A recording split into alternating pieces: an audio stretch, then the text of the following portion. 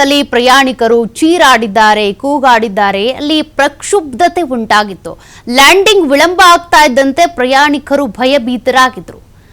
ಕಾರಣ ಏನಪ್ಪಾ ಅಂದ್ರೆ ಅಲ್ಲಿ ಟರ್ಬ್ಯುಲೆನ್ಸ್ಗೆ ಎದುರಾಗಿತ್ತು ಈ ಒಂದು ವಿಮಾನದಲ್ಲಿ ಪ್ರಯಾಣಿಕರು ಅನ್ಕೊಳ್ತಾ ಇದ್ರು ಇನ್ನೇನ್ ಕೆಲವೇ ಕ್ಷಣಗಳಲ್ಲಿ ಫ್ಲೈಟ್ ಲ್ಯಾಂಡ್ ಆಗುತ್ತೆ, ನಾವು ಕೆಳಗಿಳಿದು ಹೋಗ್ತೀವಿ ಅಂತ. ಬಟ್ ಲ್ಯಾಂಡಿಂಗ್ ವಿಳಂಬ ಆಗಿದ್ದಕ್ಕೆ ಪ್ರಯಾಣಿಕರು ಚೀರಾಡಿದ್ದಾರೆ.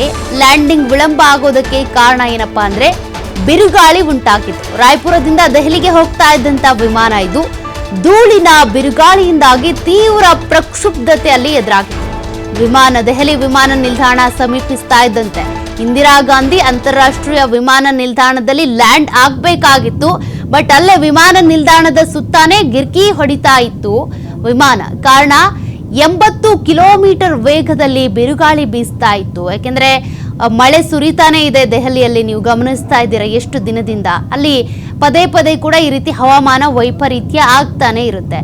ಅನೇಕ ವಿಮಾನಗಳ ಹಾರಾಟಕ್ಕೆ ಸಂಬಂಧಪಟ್ಟಂತೆ ಶೆಡ್ಯೂಲ್ ಬದಲಾವಣೆ ಆಗಿದ್ದನ್ನು ಕೂಡ ನೀವು ಗಮನಿಸಿದ್ದೀರಾ.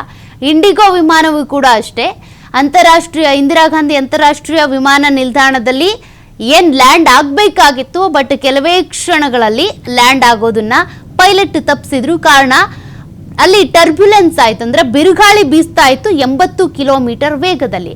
ಹಾಗಾಗಿ ಆ ವಿಮಾನ ನಿಲ್ದಾಣದ ಸುತ್ತಾನೆ ಸುತ್ತಿ ವೇಗ ಕಡಿಮೆ ಆದ್ಮೇಲೆ ಲ್ಯಾಂಡಿಂಗ್ ಮಾಡಿದ್ದಾರೆ.